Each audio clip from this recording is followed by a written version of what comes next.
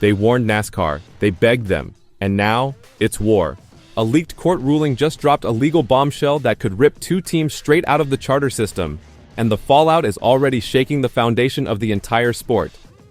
23 Kautokeino Racing, Michael Jordan's high-profile team, and Front Row Motorsports are officially on the verge of losing their NASCAR charters. Not next year, not someday, next week. This isn't just some backroom legal squabble. It's public. It's messy. And if you're thinking this is just another racing headline, think again. Because this could change the business of NASCAR forever. Let me explain. Back in 2016, NASCAR created the charter system to protect teams. It gave them guaranteed spots in every race, as long as they owned a charter. There are only 36 of them in total. So if you've got one, you're safe. If you don't, you're stuck racing your way in, fighting tooth and nail for a spot every week. That's the difference between stability and chaos. Now, fast forward to late 2023. Somewhere around October or November, two teams, 23 Tef1 and Front Row, said enough is enough. They filed an antitrust lawsuit, straight up accusing NASCAR of creating a system that favors the top brass and squeezes out competition. They said the charter system is unfair, and that the way NASCAR splits money is broken. Too much for the organization. Not enough for the people actually building the cars. And now, nearly a year later, the court just handed them a devastating blow. On July 9th, the Fourth Circuit Court of Appeals denied their request for a rehearing. That decision allows NASCAR to reverse a prior ruling that had temporarily protected these teams from losing their charters. That protection? It's gone. And unless something changes fast, 23 Tef1 and Front Row could be demoted to open teams as soon as the next race at Dover Motor Speedway. That's less than 2 weeks from now. Let that sink in. Michael Jordan's NASCAR team could lose guaranteed race access and millions of dollars in revenue next week. And here's the kicker. If they become open teams, everything changes. They lose money. A lot of money. Charter teams get more from TV deals, prize money, and sponsor bonuses. Without that income, it's like being tossed off a lifeboat in the middle of a storm. Plus, they'll have to qualify into each race, on speed. And if more than 40 cars show up, someone gets left out. That already happened in the Chicago street race this year. 41 cars entered, one didn't make it. That could be them next time. And these aren't small teams. 23 Tef1 is backed by Michael Jordan and Denny Hamlin.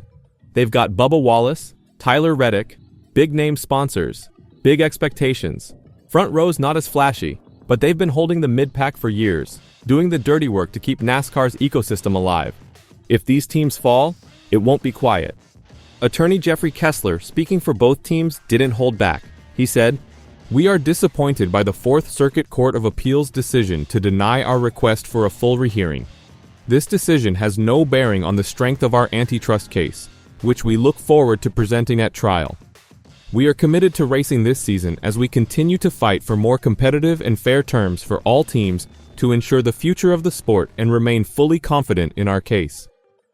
Translation? They're not backing down. The case isn't over. It's just heating up. The final trial is set for December 1st, 2025. And until then, NASCAR may be forced to let these teams compete, without the financial safety net everyone else has.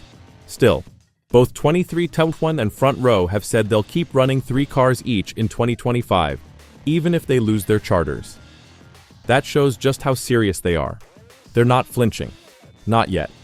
But it's a massive gamble, because every week, they'll be racing not just against the field, but against the risk of getting left out altogether. And while fans will still see the cars on track at Sonoma this weekend and Dover next week, behind the scenes, it's a different story. Team owners, lawyers, NASCAR executives, all quietly gearing up for what could be the biggest trial in NASCAR history. And the garage? It's tense. More tense than anyone's willing to admit. Wait until you hear what fans and other teams are really saying behind the scenes. In public, everyone's playing it cool, business as usual. But inside the NASCAR garage, whispers, side eyes, phone calls that end with slammed doors and clenched jaws. Because the truth is, this lawsuit has split the sport in half. Racing journalist Jeff Gluck said it best. Everything now depends on the trial in December, unless there is a settlement before then. But based on how both sides are acting, a friendly settlement doesn't seem likely. And he's right. There's nothing friendly about this. This is a full-on legal war. The divide is getting wider every day. On one side, Nascar, the organization. On the other, teams like 23 Bombshell and Front Row, demanding a fair shot. And stuck in the middle, everyone else. Even powerful owners like Richard Childress and Rick Hendrick, two of the sport's biggest names, have admitted they felt pressured to sign the new charter agreement. Think about that. If they were uneasy, what chance did the smaller teams ever have? Reports say several organizations didn't even agree with the deal, but signed it anyway, scared of losing their spot, their sponsors, or their piece of the pie. During a recent fan livestream, one viewer put it plainly. It felt like the teams were forced to sign under pressure. That's not just fan talk. That's the smell of smoke before a fire. The fans themselves, completely divided. In that same stream, over 170 people were in the chat, lighting up the comments. Some, like Sherry Parker and Charles Tinsman, were cheering for Nascar, hoping the rebel teams would lose their charters. Others, like a user named PureStock83, cut right to the heart of it. This is just a fight over money. And honestly, they're not wrong. NASCAR owns many of the tracks. They control the broadcast deals. They take the biggest cut of the revenue. Meanwhile, teams spend millions on cars, drivers, haulers, engineers. And what do they get back? Not enough. That's why this matters. It's not just about 23 F1. Not just about Front Row. It's about every single team in NASCAR. Because if this system stays the way it is, the long-term damage could be catastrophic. Remember, a charter is worth $20 million or more. That's one per car. Multiply that by 2 or 3 per team, and now you're talking a loss that could sink smaller operations. That's why even teams that seem neutral might be silently rooting for 23 Bombshell and Front Row.